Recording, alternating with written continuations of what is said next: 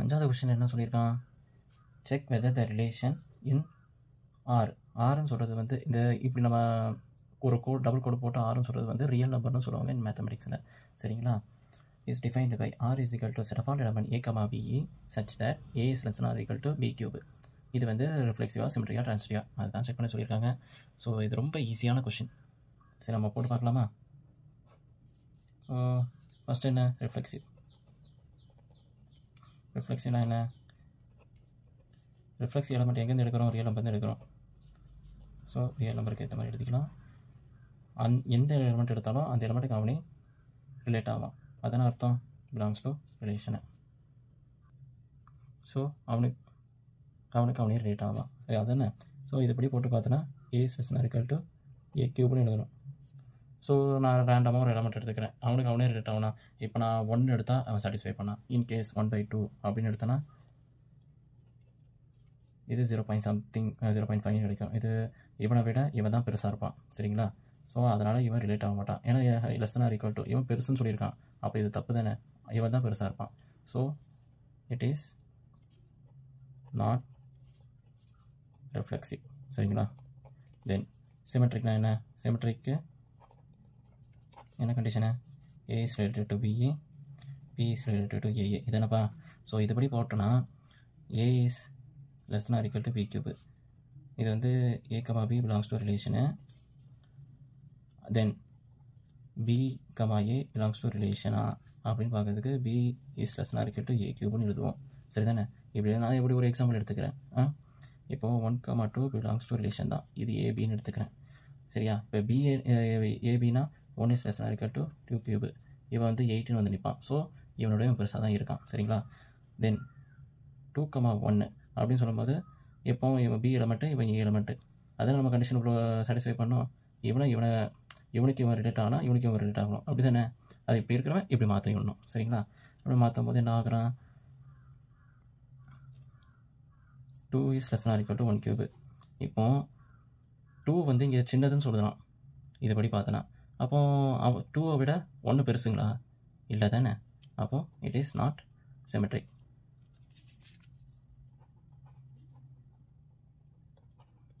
தென் ட்ரான்சிட்டிவான்னு பார்க்கலாமா? ட்ரான்சிட்டிவ்னா என்னப்பா? A is related to BA and B is related to CA. It implies A is related to CA. இதானே? So இவன் வரானான்னு பார்க்கலாமா? First என்ன? A is less than or equal to B cube and B is less than or equal to C cube. இது ரெண்டுத்தையும் combine பண்ணுற element. அதாவது இவன் ரெண்டு ரிலேஷனையும் கம்பைன் பண்ணி எலமெண்ட்டோ ரெண்டுத்தையும் கம்பைன் பண்ணால் தான் இவன் வரான். சரிங்களா? அப்போ கம்பைன் பண்ண முடியுதான்னு பார்க்கலாமா? இதை நான் ஈக்குவேஷன் 1ன்னு எடுத்துக்கிறேன், இது ஈக்குவேஷன் 2ன்னு எடுத்துக்கிறேன். ஸோ இவனை வந்து பி கியூபால், செகண்ட் ஈக்குவேஷனை பி கியூபால், அதாவது போத் சைடு பி கியூபால், அதாவது கியூபால் மல்டிப்ளை பண்ணுறேன். சரிங்களா? அப்படி மல்டிப்ளை பண்ணால் b cube less than or equal to c power 9 வந்து நிற்பான். சரிங்களா? அப்படி வந்தேன்னா இப்போ எல்லாத்தையும் கம்பைன் பண்ணுறேன். இவனை வந்து தேர்டுன்னு போட்டுக்கிறேன், 1ஐயும் 3ஐயும் ரிலேட் பண்ணுறேன். சரிங்களா? 1ஐயும் 3ஐயும் ரிலேட் பண்ணும்போது இப்போ பி கியூபு இங்கேயும் பி கியூபு. ஸோ அதனால் இவனையும் கம்பைன் பண்ணலாம். சரிங்களா? A is less than or equal to b cube less than or equal to b cube is less than or equal to c power 9. A is less than or equal to c power 9. Sorry, நான் ஒரு சின்ன தப்பு பண்ணிட்டேன். ஏன்னா கியூபால் தானே multiply பண்ணுறேன். So இங்கே 6 தான் வருவான். சரிங்களா? ஸோ இங்கே 6 வருவான். அப்போ c power 6 வரும். இது வந்து ரிலேஷனில் இருக்கானா? இல்லை. ஸோ அதனால் it is not relation, it is not transitive. அவ்வளோதான்ப்பா. நான் எதுக்காக எல்லாமே தியரி வைஸ் கொண்டு வரேன்னா, நீங்கள் எந்த கொஷினாக இருந்தாலும் தியரி வைஸ் போட்டிங்கன்னா ரொம்ப ஈஸியாக இருக்கும். அதே நீங்களாக ஒரு கவுண்டர் எடுக்கிறேன், நான் அதை பண்ணுறேன் இதை பண்ணுறேன்னு சொல்லிட்டு நீங்கள் நின்னீங்கன்னா அந்த இடத்துல வந்து உங்களால் எந்த இதுவும் பண்ண முடியாது. என்னடா இது நம்ம போட்டோமா செஞ்சோமா அந்த ஒரு நினைப்பே இருக்காது.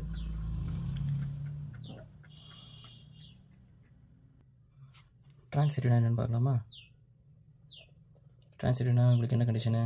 A is related to BA and B is related to CA. It implies A is related to CA. இதனப்பா. ஸோ இதுபடி பார்த்தோன்னா A is less than or equal to B cube சொல்லணும் and B is less than or equal to C cube சொல்லணும். It implies A is less than or equal to C cube அப்படின்னு நம்ம check பண்ணணும். சரிங்களா? So நீங்கள் example எடுத்தும் போடலாம். Example எடுத்துகிட்டு ஏயோட வேல்யூ வந்து 10, பியோட வேல்யூ வந்து 3, சியோட வேல்யூ வந்து 2 அப்படின்னு எடுத்துகிட்டு கூட போட்டுட்டு இட் இஸ் நாட் சிமெட்ரி, அதாவது நாட் ட்ரான்சிட்டிவ் அப்படின்னு சொல்லிட்டு எழுதலாம். அப்படி இல்லைன்னா தியரி வழி வரலாம். இவனை ஏதாவது ரைஸ் பண்ணி இவனை ரெண்டுத்தையும் ஈக்குவல் பண்ணி அதுபடி இது வரலை அப்படின்னு சொல்லலாம். ஏதாவது ஒரு கவுண்டர் கொடுத்தா போதும். சரிங்களா? 10 is less than or equal to 3 cube and 3 is less than or equal to 2 cube. But வரலன்னு சொல்கிறதுக்கு ஒரு கவுண்டர் கூட கொடுக்கலாம், வரும்னு சொல்கிறதுக்கு ப்ரூஃப் பண்ணலாம். சரிங்களா? 10 is less than or equal to 2 cube, 2 power rice பண்ணால் 8. ஸோ இவன் 8ன்னு வருவான். 8 விட 10 பெருசு. ஸோ இவன் லெஸ்ன்னு சொல்கிறான், அது தவறு. ஸோ அதனால் இட் இஸ் நாட் ட்ரான்சிட்டிவ். சரிங்களா? நெக்ஸ்ட் கொஷின் போகலாம். இந்த 7th கொஷின் என்ன சொல்லியிருக்கான்னு பார்க்கலாமா? இந்த set A of all books in a library. ஒரு செட் ஆஃப் ஆல் புக்ஸு லைப்ரரியில் இருக்குது. ஆஃப் எது லைப்ரரி எங்கே இருக்குது? காலேஜில் இருக்குது. Given R is equal to set of all element x, y such that x and y have same pages, same number of pages. அப்போது எதை கலெக்ட் பண்ணுறாங்க? நம்ம கலெக்ட் பண்ணுற புக்ஸில் இருக்க எல்லா பேஜஸும் சேமாக இருக்கணும். சரிங்களா? அது சின்ன புக்கோ பெரிய புக்கோ எந்த புக்காக இருந்தாலும் பரவாயில்ல, ஆனால் பேஜ் நம்பர் சேமாக இருக்கணும். அந்த மாதிரி உள்ள புக்ஸை மட்டும் நான் கலெக்ட் பண்ணுறேன். ஸோ அதுதான் எக்ஸ் அண்ட் ஒய்ன்னு சொல்லியிருக்காங்க. இந்த இடத்துல இது என்னடா புதுசாக இருக்குது? Equivalence relation. ஈக்குவல் ரிலேஷன்னா ரொம்ப நீங்கள் எதுவும் யோசிக்கவே வேண்டாம். நமக்கு ரிஃப்ளெக்ஸிவ், சிமெட்ரி, ட்ரான்சிட்டிவ் இந்த மூணு ரிலேஷனையும் சாட்டிஸ்ஃபை பண்ணால் ஈக்குவலன்ட் ரிலேஷன் சொல்லலாம். சரிங்களா? நம்ம ஈக்குவலன்ட் ரிலேஷன் சொல்லிட்டோன்னா இவனை ரிஃப்ளெக்ஸிவ், சிமெட்ரி, ட்ரான்சிட்டிவ் இப்படின்னு சொல்லலாம். இது only if and if case. சரிங்களா? இவன் நடந்தால் இவன் நடப்பான், இவன் நடந்தால் இவன் நடப்பான். சரிங்களா? இதுதான் நம்ம முதல்ல இப்போ ரிஃப்ளெக்ஸிவாக, சிமெட்ரியாக, ட்ரான்சிட்டிவாக இங்கே என்ன கேட்டிருக்காங்க? ஈக்குவலன்ஸ் ரிலேஷனா அப்படின்னு செக் பண்ண சொல்லியிருக்காங்க. சரிங்களா? ஸோ அதனால் நம்ம ரிஃப்ளெக்ஸிவாக முதல்ல பார்த்துக்கலாம். ரிஃப்ளெக்ஸிவாக பார்ப்போமா? ரிஃப்ளெக்ஸிவ் இப்போது நம்மளோட ரிலேஷன் எப்படி இருக்கும்? ஆறுலேருந்து 6 போயிருக்கும். இது என்னடா 6ங்கிறானே, இங்கே செட்டு வந்து ஏ தானே? A set. சரிங்களா? இப்போ ஏவோட செட்டு எப்படி இருக்கும்? Set of all books in a library of a college. சரிங்களா? உங்களோட ரிலேஷன் என்ன? R is equal to X, Y. X and Y have same number of pages. So இது எழுதிட்டோம். இப்போ ரிஃப்ளெக்ஸிவாக நம்ம பார்க்க போகிறோம். ரிஃப்ளெக்ஸிவ்னா என்ன? For any book A belongs to A, அவனுக்கு அவனையாக ரிலேட் ஆகணும். எந்த புக்குக்கு? நான் கொடுக்குற புக்குக்கு அந்த புக்கே இருக்கணும். அதுதானே ஏ, ஏ பிலாங்ஸ் டு ரிலேஷன் தான். ஸோ நான் ஒரு புக்கு எடுக்கிறேன், அந்த புக்குக்கு அவனே டூப்ளிகேட் இருக்கான். ஸோ அவனும் அந்த ரிலேஷனில் தான் இருப்பான். So it is reflexive. அவனுக்கும் சேம் பேஜஸ் இருக்கும். அடுத்தது என்ன செக் பண்ணணும்? சிமெட்ரிக்காக செக் பண்ணணும். சிமெட்ரிக்காக செக் பண்ணுறதுக்கு A is related to B and B is related to A இது சொன்னால் போதும். ஸோ நம்மக்கிட்ட இருக்கிற புக்ஸ் எல்லாமே சேம் பேஜஸ்ஸு. சரிங்களா? இப்போது என்கிட்ட இருக்க புக்கு உங்கள்கிட்ட ரிலேட் ஆச்சுன்னா உங்கள்கிட்ட இருக்க புக்கு என்கிட்ட ரிலேட் ஆகும். இதுதான் விஷயம். ஸோ இதை நம்ம எழுதுகிற மாதிரினா A and B are same number of pages. இப்போது B and A have same number of pages. 2 பேருக்கும் புக்கு என்னவோ 2 பேரோட புக்கும் ரிலேட் ஆகுது. ஸோ அப்போ அவங்ககிட்ட இருக்கிறது பேஜஸ்ஸு அவங்க சேமாக தான் இருக்க போகுது. ஸோ அதனால் இவன் வந்து ரிஃப்ளெக்ஸிவ், அதாவது சிமெட்ரிக்கு. சாரி கைஸ், நான் அப்பப்போ மாற்றி சொல்லிகிட்ருக்கேன்.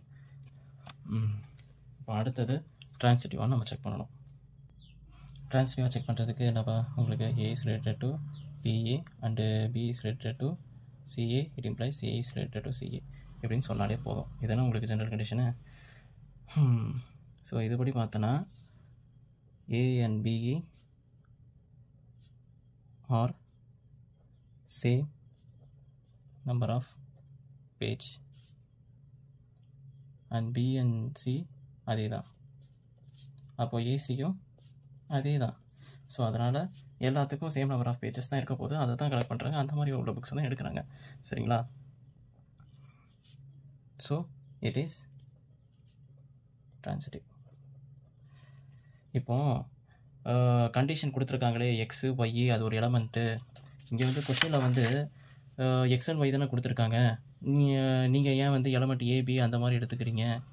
அதுவும் அந்த உள்ளே இருக்க எலமெண்ட் தானேப்பா. ஸ்பெசிஃபிக்காக இவன் இந்த புக்கு இந்த ரோ நம்பரு அப்படின்னு கொடுத்தனா நீங்கள் சொல்கிற மாதிரி A1 A2 இல்லை X1 X2 இல்லை X Y Z அந்த மாதிரி எழுதலாம். அவங்க வந்து ஜென்ரல் கேஸாக தானே கேட்குறாங்க. ஸோ இந்த மாதிரி எழுதுறது எந்த ஒரு பிரச்சனையும் இல்லை. சரிங்களா? ஏன்னு சொல்கிற எலமெண்ட்டு நான் ஏன்னு கொடுக்குறேன், அவனுக்கு அவனே ரிலேட் ஆகிறான். ஏபி அந்த மாதிரி எலமெண்ட் எடுத்துக்கிறேன். ஸோ இதனால் எந்த ஒரு பிரச்சனையும் இல்லைப்பா. சரிங்களா? அதேமாரி முடிஞ்சு போச்சு.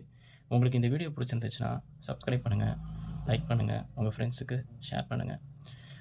தேங்க்யூ ஃபார் வாட்சிங். Have a great learning.